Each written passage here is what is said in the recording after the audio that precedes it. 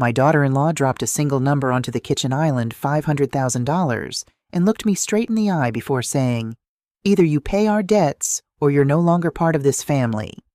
I didn't raise my voice, and I didn't waste my time arguing. I simply gave them 3 days. By the end of the 3rd day, my phone showed 98 missed calls, their bank account still hadn't changed, and the only life that had truly changed was mine. Before we continue, welcome back to the Quiet Revenge Stories channel. If you enjoy real-life family drama, quiet revenge stories, and powerful lessons about self-respect and boundaries, make sure to subscribe and turn on notifications so you never miss a new story. Now let's get back to what happened next. You either pay the $500,000 we owe, or you're no longer our mother. Those words settled over my spotless kitchen like heavy smoke. We lived in a quiet upscale neighborhood just outside Seattle, and my daughter-in-law Lauren brushed a perfectly manicured strand of blonde hair behind her ear as she pushed the printed debt summary across the polished granite island toward me. My son Ryan stood beside her without saying a word. Instead of looking at me, he kept his eyes fixed on the floor as though avoiding my gaze might somehow lessen what they were asking. He had always been like that whenever Lauren took charge, quietly following wherever she led him, even when it was obvious they were chasing a lifestyle far beyond what they could actually afford. I rested both hands on the cool countertop and looked around the kitchen I had loved for so many years. This was the house where Ryan had taken his first steps, where birthday cakes had been baked, Christmas mornings had been celebrated, and where I had cared for my husband through the final months of his illness.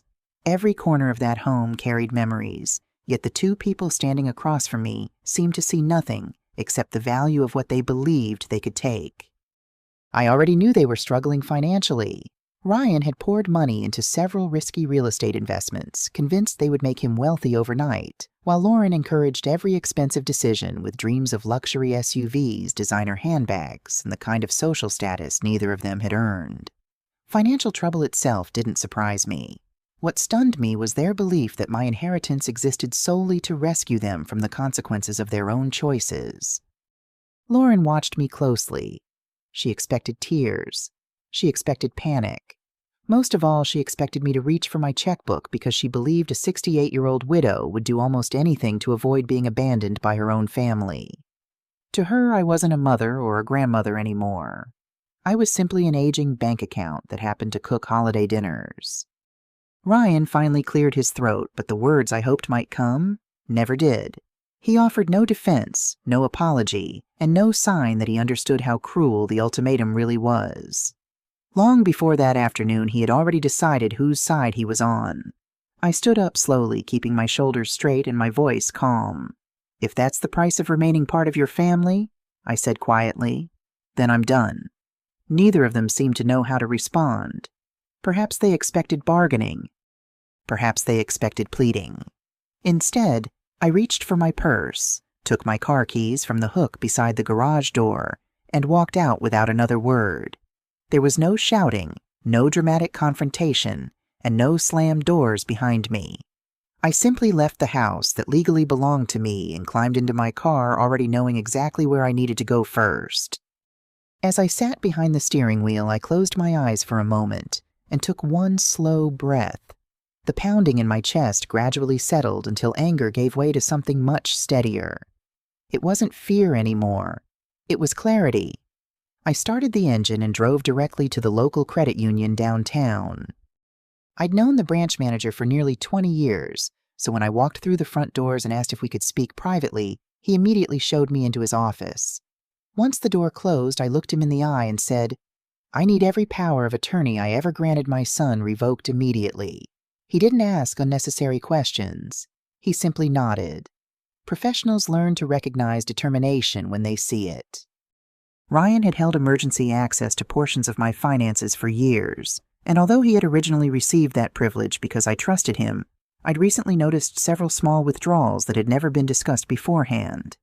They weren't enormous amounts, but they were enough to tell me exactly where things were headed. That privilege ended that morning. While the paperwork printed, I opened my online banking accounts and changed every password I owned. Lauren had tried more than once to casually discover how much money I had, asking questions that sounded innocent while paying far too much attention whenever I logged into my accounts. She seemed convinced she already understood my finances. She couldn't have been more mistaken. When the paperwork was finished, I thanked the branch manager, tucked everything safely into my purse, and walked back outside. My next stop wasn't another bank or a lawyer's office. Instead, I drove to a small hardware store on the edge of town where nobody knew my name because before anything else happened, there was one more thing I intended to make absolutely certain of. Before leaving the hardware store, I bought 3 heavy-duty deadbolts for the exterior doors along with a new set of keys. I had no intention of waiting until Ryan and Lauren showed up in the middle of the night, convinced they still had unrestricted access to my home.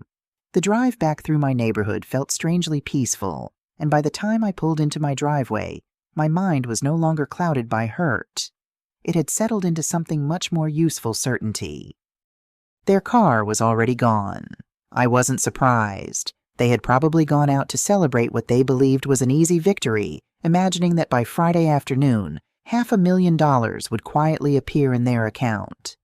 They had no reason to think otherwise because for years, every financial problem they created had eventually landed on my shoulders. I carried the new locks inside, changed into old jeans and one of my late husband's flannel shirts, then headed down to the basement to collect my toolbox. Replacing the front door lock turned out to be much easier than I expected. There was something almost therapeutic about removing every old screw fitting each new piece into place, and knowing that with every turn of the screwdriver, another piece of my independence was quietly returning. When I finished, I stepped back, tested the new key twice, and smiled to myself. The house finally belonged entirely to me again. I made a fresh pot of Earl Grey, settled into my favorite kitchen chair, and had barely poured the first cup when my phone buzzed across the table. A text from Lauren appeared on the screen. "We expect confirmation of the transfer by Friday at noon. Don't mess this up." I looked at the message for a few seconds before placing the phone face down beside my mug. There was nothing worth answering. Instead, I opened my laptop and began making a list. It wasn't a list of everything they had done to me or every cruel word they had spoken over the years. Those things no longer mattered. This was simply a practical list of every financial connection that still tied my life to theirs. Ryan's monthly rent assistance. Canceled.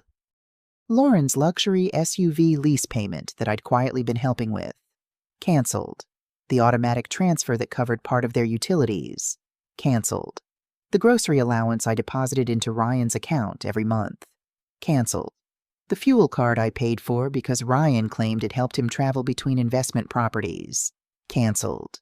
One by one, each payment disappeared with nothing more dramatic than a click of my mouse.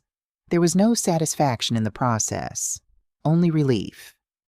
For years, I had convinced myself I was helping them get back on their feet, yet every payment had only encouraged them to remain exactly where they were. Looking at the screen now, I realized I hadn't been supporting 2 adults. I'd been financing 2 people who expected rescue to arrive every single month.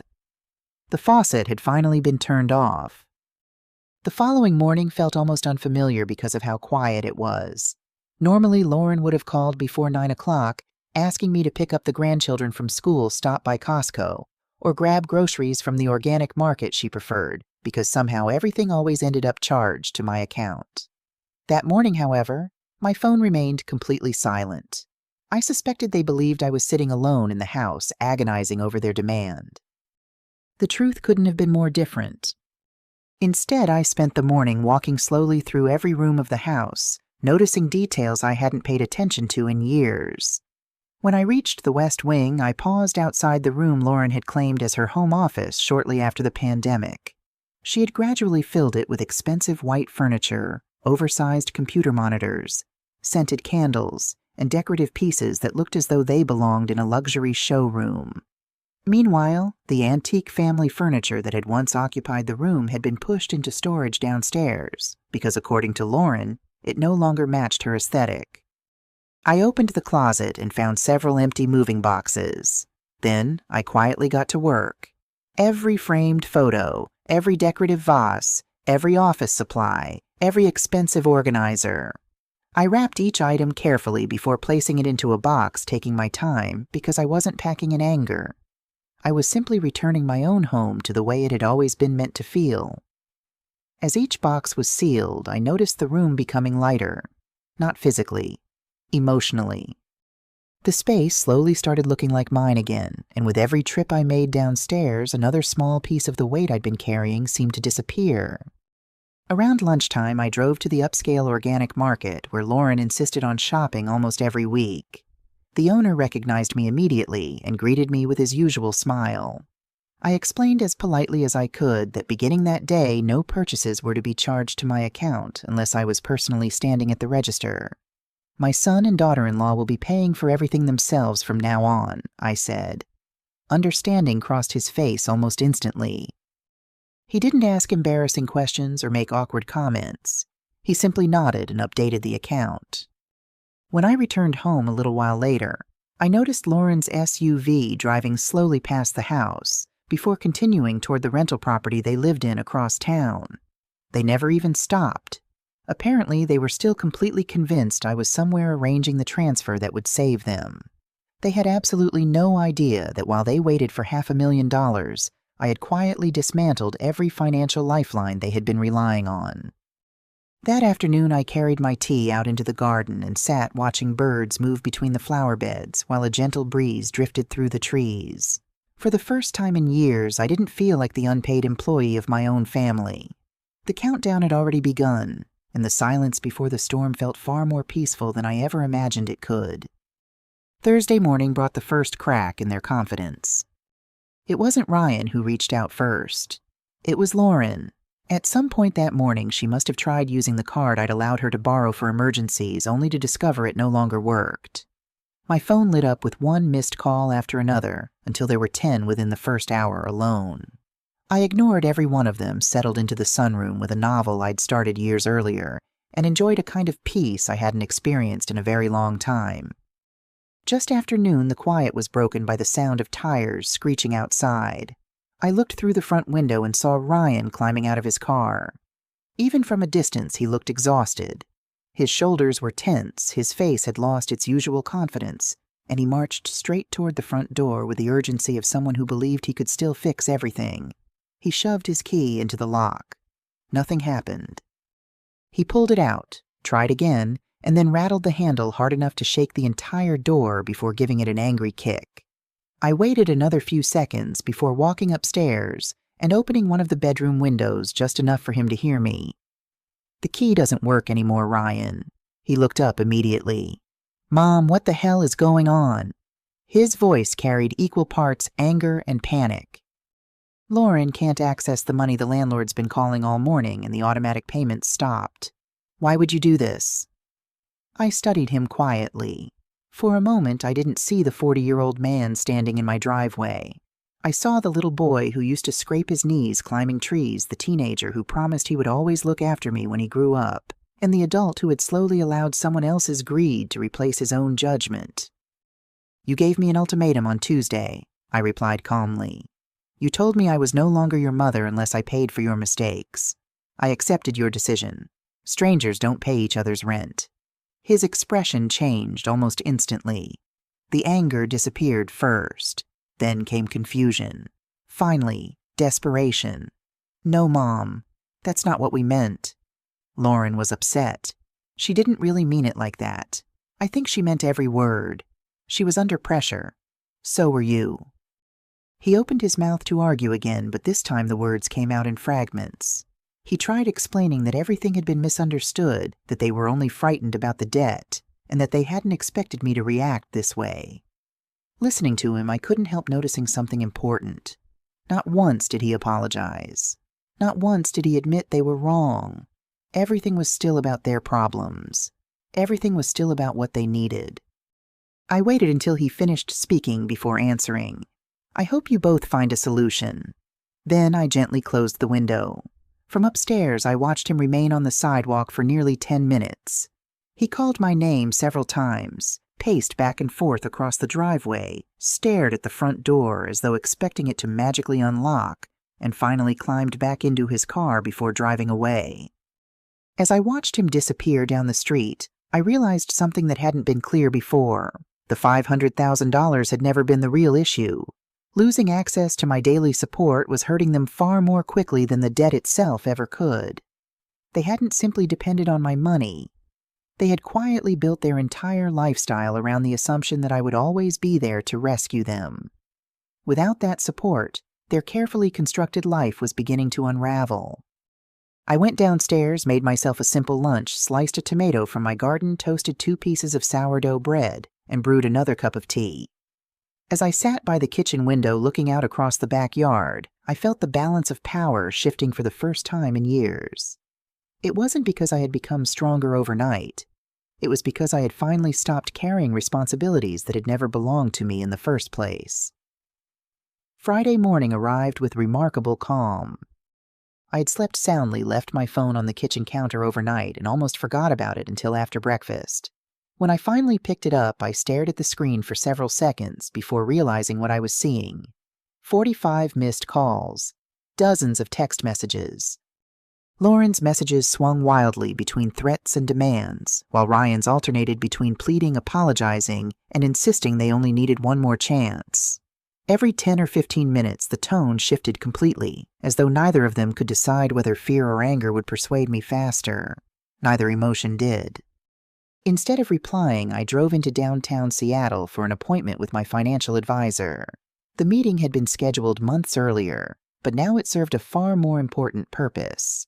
I wanted every legal document connected to my estate reviewed from beginning to end, and I wanted to make certain there would be no uncertainty about my wishes in the future. "You seem unusually decisive today," my advisor observed as we reviewed the paperwork. "I finally am I answered." Together, we updated my estate plan.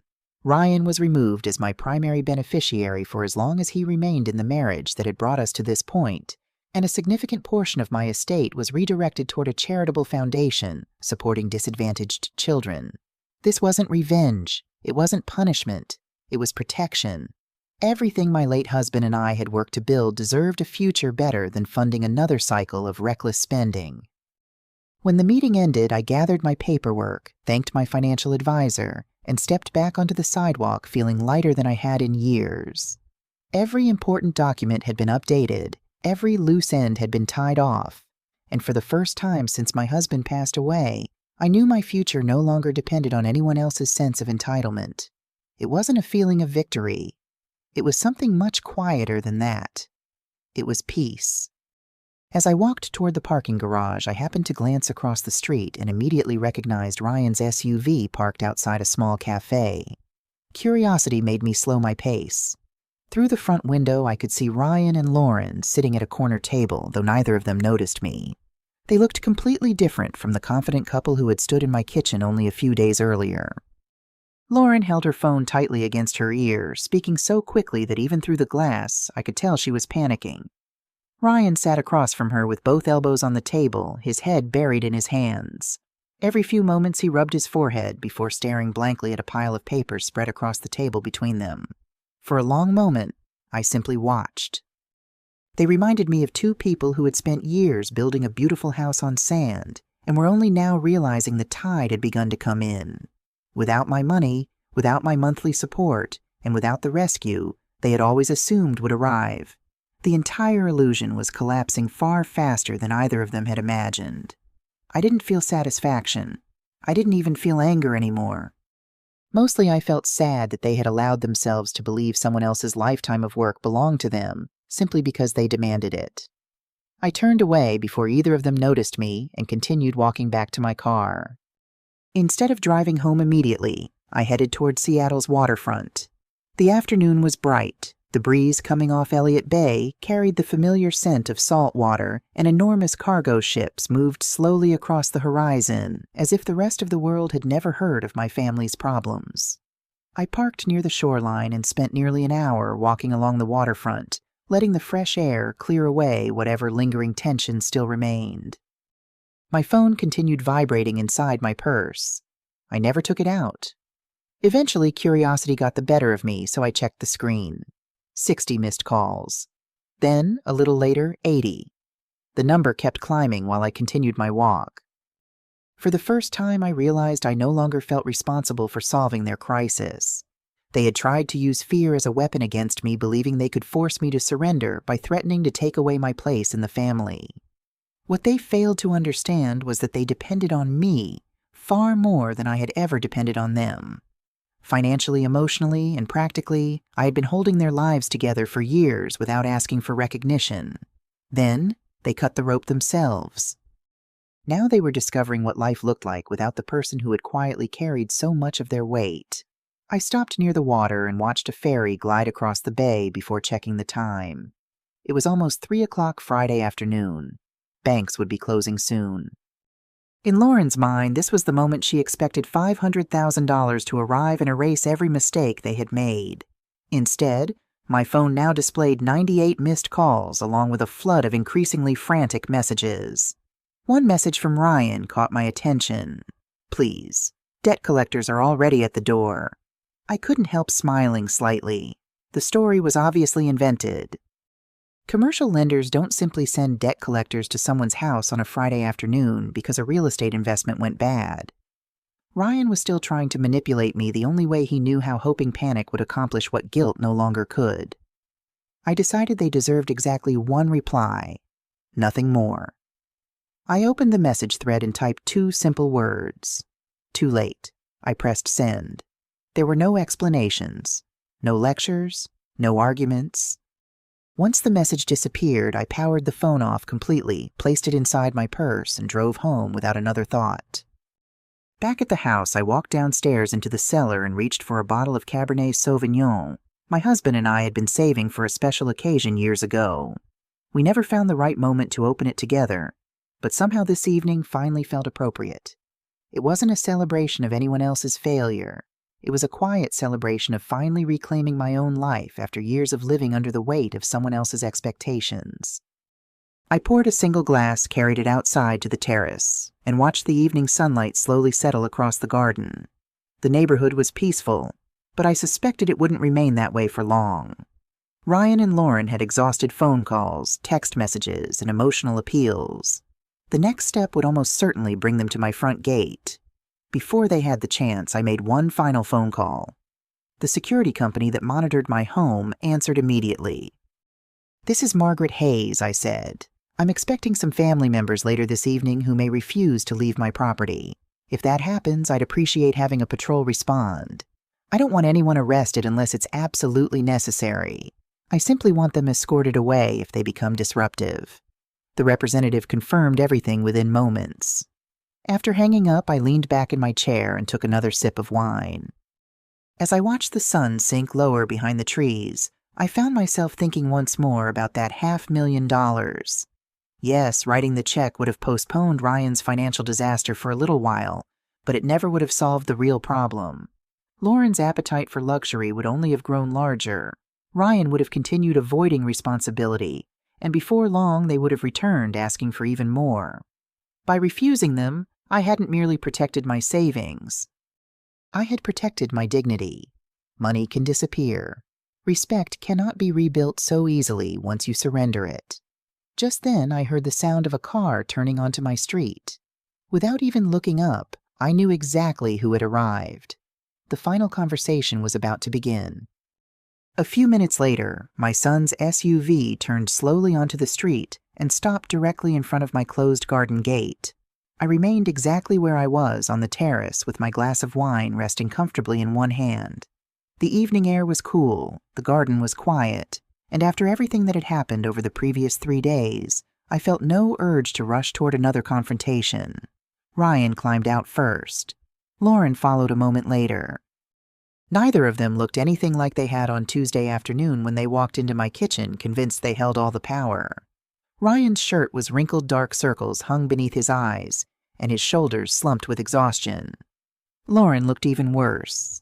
Her carefully styled hair was disheveled, her makeup had begun to smear, and the confidence that usually defined her had completely disappeared beneath obvious panic. She hurried to the gate and grabbed the metal bars with both hands. "Margaret," she shouted, "open this gate right now. You can't do this to us. We're losing everything." Her voice echoed through the quiet neighborhood. I remained seated. Only after she finished did I answer. "You told me I wasn't your mother anymore. I said calmly. "I don't open my property to strangers after dark. I think it's best if both of you leave." For several seconds, neither of them spoke. Ryan finally stepped closer. "Mom, please." There was no anger left in his voice now, only desperation. "The bank froze one of our accounts. We can't even put gas in the car anymore. Lauren already pawned Grandma's jewelry, and it still wasn't enough. That caught my attention. So they had already begun selling family heirlooms. Some people might have felt sympathy hearing that confession. Instead, it only confirmed that refusing their demand had been the right decision. If they were willing to sell pieces of our family's history before taking responsibility for their own choices, then giving them $500,000 would only have delayed the inevitable. I stood slowly and walked a few steps closer to the edge of the terrace. "That's your responsibility now, Ryan," I replied.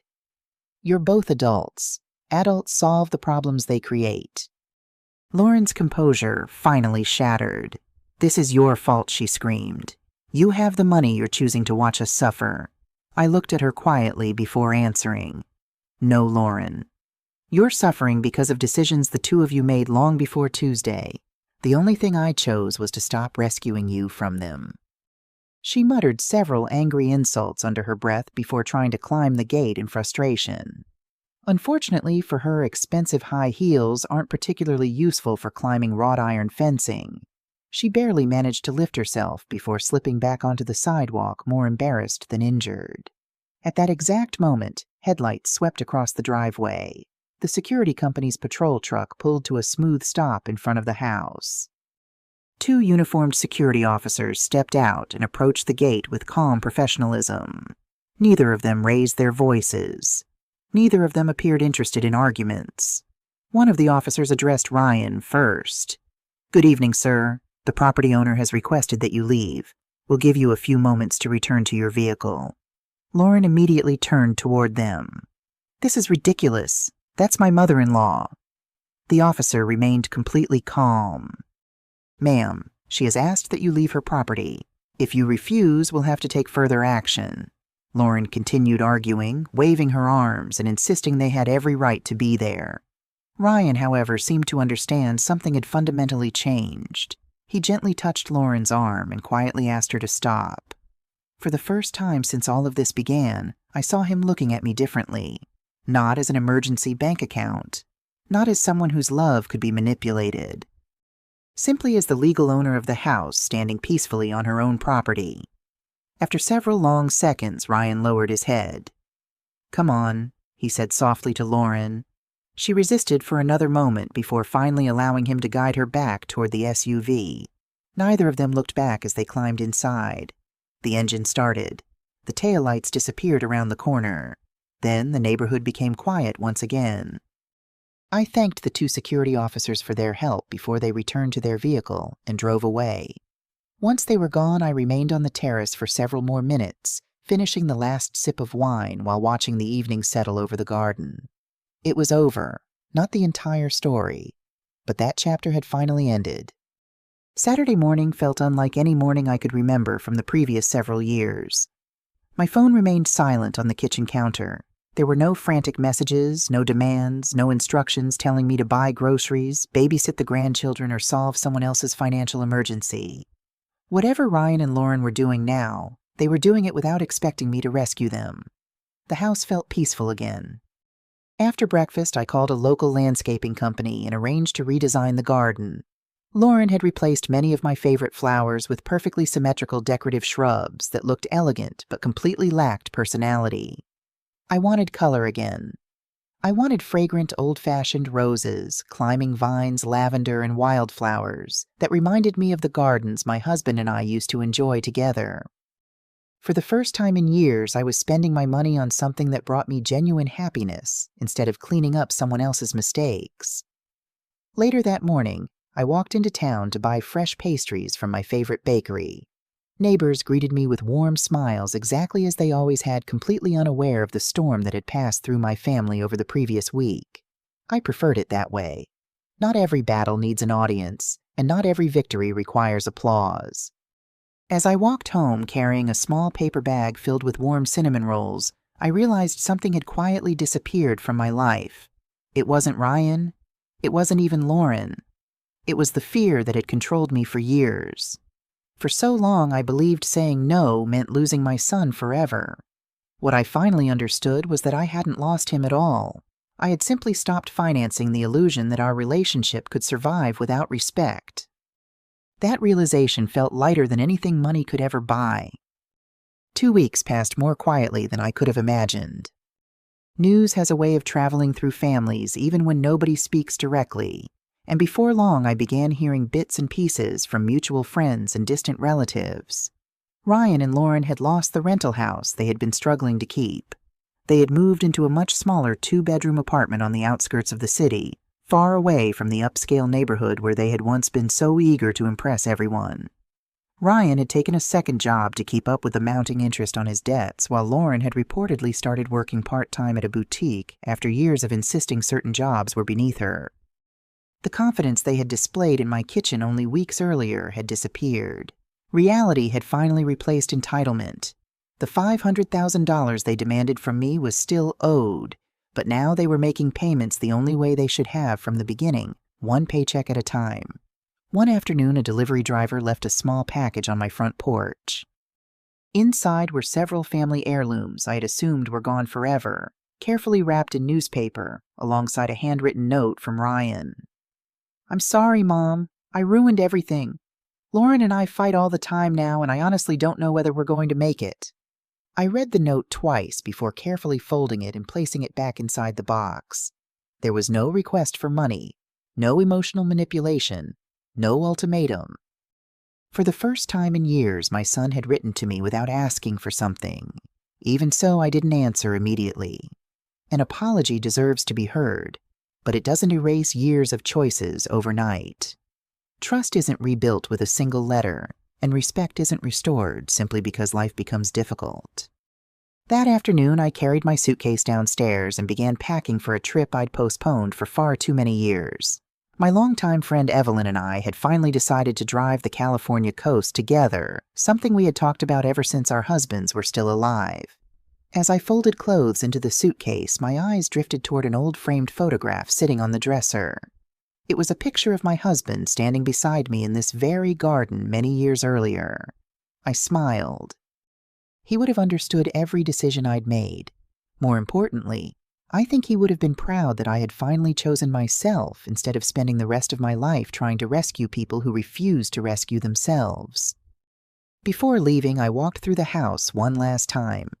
Every remaining box that belonged to Lauren had either been donated, recycled, or taken away, and the West Wing had once again become a peaceful reading room filled with family antiques that had finally returned to their rightful place. Outside, the first blooms had begun appearing on the new rose bushes the landscapers planted only days before.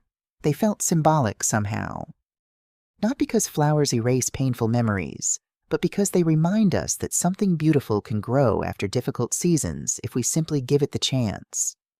As I locked the front door behind me and headed toward the airport, I realized I no longer felt responsible for carrying Ryan's future. He would have to discover what accountability looked like without my safety net beneath him. And although that lesson would undoubtedly be painful, it was also the most honest gift I could still offer him.